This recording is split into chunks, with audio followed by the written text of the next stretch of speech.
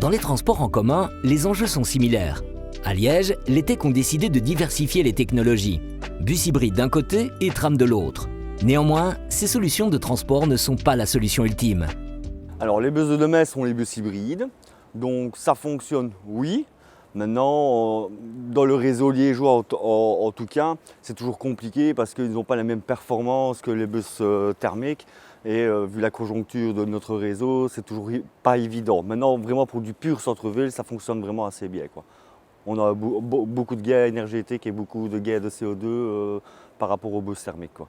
Alors je ne peux pas dire qu'on arrivera à du 100% de bus hybride parce que je pense que dans des dépôts beaucoup plus campagnards, c'est beaucoup plus compliqué. Maintenant, on va devoir y passer. De toute manière, ça deviendra des normes européennes comme c'est déjà le cas, avec des obligations de passer à des énergies renouvelables au niveau des transports en commun, donc des bus hybrides ou d'autres systèmes comme on a le tram qui va, espérons, bientôt arriver, quoi. Actuellement, on est en pleine candidature justement pour le passage des chauffeurs tram. À savoir qu'à Liège, dans la politique qu'ils ont adoptée, c'est le chauffeur tram sera également chauffeur bus, donc il fera 75% tram, 25% de chauffeur bus. Maintenant, tous les chauffeurs ne sauraient pas passer chauffeur tram au début parce qu'on n'a pas besoin d'autant de personnel, mais dans la politique du TEC Liège-Verviers, c'est à terme que tous les chauffeurs soient mixtes, comme on pourrait appeler, donc tram et bus, pour avoir une flexibilité au niveau de tout le monde, quoi. Il y a une formation à avoir parce que conduire un tram n'est pas la même chose que de conduire un bus, ça c'est inéluctable.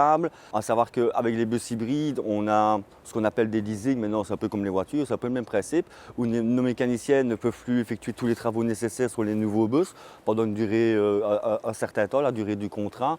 Et de là, ils ne peuvent effectuer que les petites tâches et c'est les constructeurs qui font tous les autres travaux par rapport à ça, quoi. Maintenant, à terme, on les forme aussi pour qu'ils puissent effectuer les travaux plus précis au terme des contrats, quoi. Un mécanicien niveau 1 pour un bus hybride pourra faire tel type de travail et un mécanicien niveau 2 pour aller un peu plus loin dans certains travaux à effectuer. Donc il y a des compétences à acquérir et tout ça pour lesquelles on les forme en société quand c'est nécessaire, quoi.